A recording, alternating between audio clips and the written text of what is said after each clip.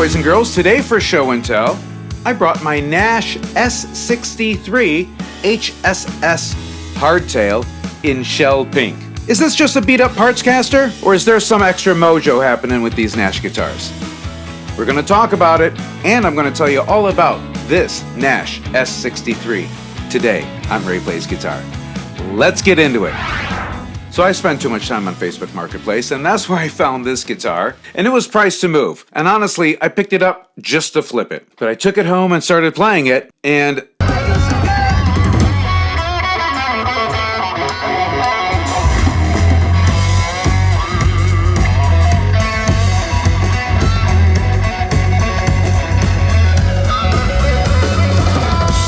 yeah, I fell in love. Nash guitars have been around for over 2 decades now, but they're still not quite a household name. But it's a company that was started by Bill Nash. Bill started playing guitar when he was 7 years old. He was taking guitar lessons at Ernie Ball's music shop when it was there on Ventura Boulevard. Ventura Boulevard. And then he started working at Music Scene in Reseda, California. Living in Reseda. Doing setups and minor repairs. He also lived within walking distance of Norm's Rare Guitars, and that's where he fell in love with vintage guitars. Around that same time, there were companies like Mighty Mite, Schecter, and DiMarzio that were making Fender-shaped bodies and necks. And so Bill would take these parts and build guitars. But then in the 80s, Bill had to get a real job, and like many of us, it burnt him out. But thankfully, by the encouragement of his loving, supportive wife, who told him to quit your day job. Focus on your craft. Well, Bill did exactly that, and he never looked back. So Bill turned his side hustle into his main hustle, and when he started, he was making guitars that looked brand new. And then one day, he screwed up a finish on one of his guitars, and he decided instead of refinishing it, he was just going to make that guitar a relic guitar. He put it out for sale, and it sold within 30 minutes. Light bulb went on. Bill seemed to find his niche, and over 20 years later, Nash has become the largest manufacturer of relic guitars in the Zooniverse.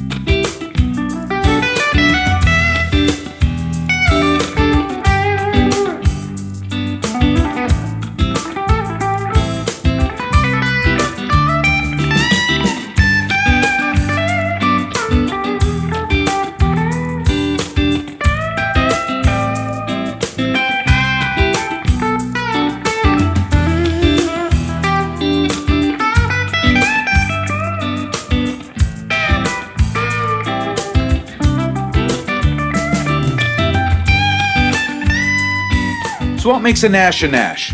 Nash guitars have a thing about them. There's a consistency among the Nash guitars in terms of tone, looks, and feel. They get custom parts. The pickups are custom wound Lollars, and like the CTS pots are made to Nash's specifications. And the woods also, they have a couple different USA sources for their woods, but they only accept body woods that are no heavier than 4.5 pounds. And of course, they have to have good grain and good resonance. So they're very selective about the woods that they choose to make their guitars. And yes, they do the Fender headstock because Fender only trademarked the headstock and not the body. So anyone could make a Strat-shaped body or a Fender guitar-shaped body, but it's the headstock that you get in trouble for. But Nash is getting their necks from licensed suppliers, obviously. So that's why the headstock is exactly like a Fender headstock. In fact, early on, I think Bill was putting Fender decals on there, which is a no-no. That was probably before he went into actual business, when he was just kind of doing it on the side for fun. This is an S-63. That implies Stratocaster of 1963. Although Nash doesn't do anything that's period correct. It's more of just the essence of the 60s itself. And it really has to do more with the color choices that are available. Their fretboards are 10-inch radius, not 7.5-inch radius like it would have been back in the day. Again, Nash is kind of their own thing. They're not trying to make an exact replica of a Fender. Yes, obviously it's a Fender-shaped object, but it sounds like a Nash, and it feels like a Nash. They've really developed their own thing. They do offer two neck profiles. They offer a C or a chunky V. This is the C, and it's super, super comfortable. That's something you notice immediately when you pick up a Nash. It just feels good. In fact, well, I mean, their motto is, here, what is it? Let me read it.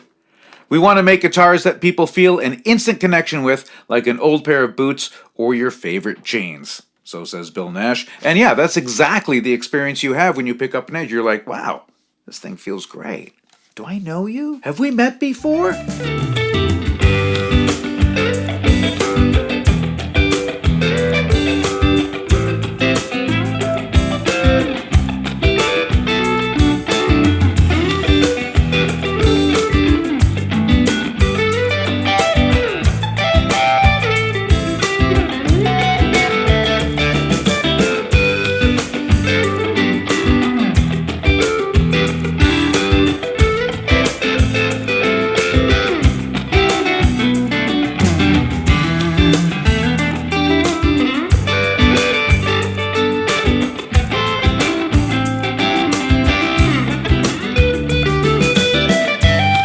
Got an alder body, and then they are known obviously for their relic work. They use 100% nitrocellulose finishes. They use very light coats. They hand mix their own paints. They use organic grain fillers. So yeah, and their thing is less paint, more resonance. Now the relic job itself. So this one, it looks like they were trying to do a paint over paint. Like it was originally Olympic white and then the shell pink over the top, which is something Fender used to do. If they had like a custom order and they didn't have a body in that color, it was very common for them just to take a body that was already finished and paint over it. And then the colors are like these faded colors, obviously. And it has like this kind of a matte, it's shiny, but it's not. I don't know how to describe it. But then, this is an interesting thing. Over the, where it's worn, it's shinier. I mean, they put the clear coat over that. I don't know if it's to keep the feel consistent, but I find that kind of interesting. It doesn't really bother me. I mean, that stuff's going to wear away naturally anyway. For the most part, it looks pretty natural. Most of the time when I tell people this is a brand new guitar, they're like, what you talking about, Willis? And of course there's the people that are like, why would you pay all that money for a guitar that looks beat up? I totally understand that. Yes, I do. You know, it's a looks thing. People buy jeans that have holes in them already. In fact, I heard Billy Gibbons talking about, it was one of his guitars that John Bolin made for him, and it looks like faded wood, with the paint peeling off and everything, but it turns out that was just a photograph. It's all about looks. It's show business.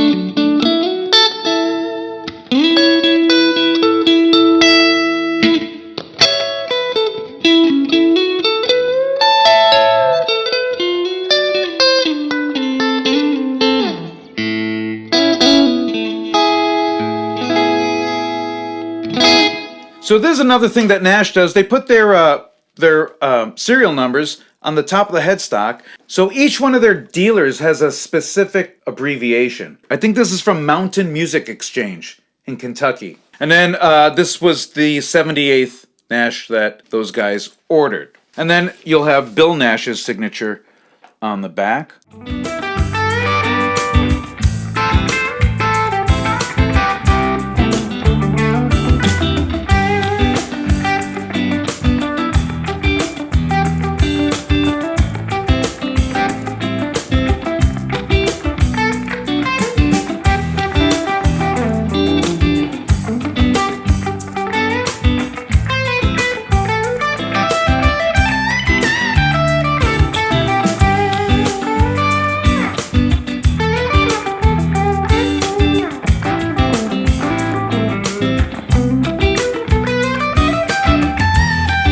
What's been your experience with Nash guitars? Do you own one? Do you have them? Have you played them? What do you think? Let me know down in the comments. But that's my Nash S-63 in a nutshell. Thank you so much for hanging out with me today. If you enjoyed this video, please do me a favor. Hit that like button, share this video with your friends, subscribe to my YouTube channel, hit that notification bell, but most of all, thank you so much for hanging out with me today. I really appreciate it. We'll see you next time.